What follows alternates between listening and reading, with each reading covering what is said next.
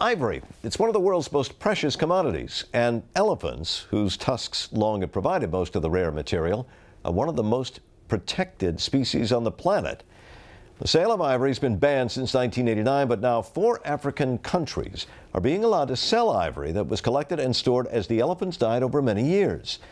Tonight we have the story of these controversial sales from our newest reporting partner, Global Post, a web-based news organization providing international coverage. Jeff Barbie joins us now from Johannesburg. He recently spent time in South Africa's famous Kruger National Wildlife Park, where he had a rare look inside the warehouse where 51 tons of ivory are about to go on the auction block. I asked him why, even though this sale is legal, animal rights activists are opposed to it. Well, there's really two issues at stake here. One is there a possibility of corruption?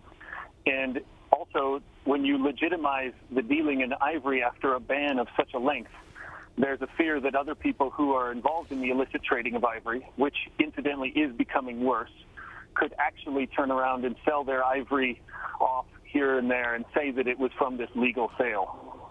And the view of these international conservation groups seems to differ greatly from the view of the locals there, who say that they can and should benefit from this sale. So tell us more about what the locals are saying.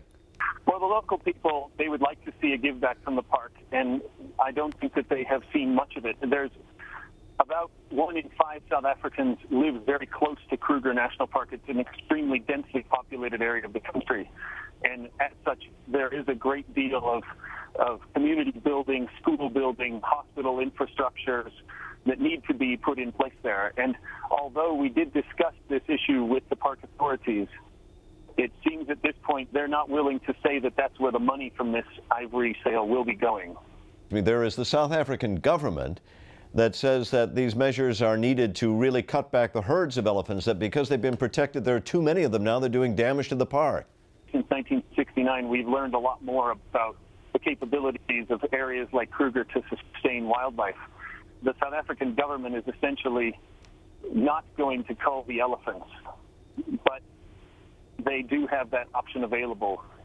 We've been talking to Jeff Barbie from South Africa about what is going to be the first legal sale of ivory in quite some time. Thank you, Jeff. Thank you very much, Martin.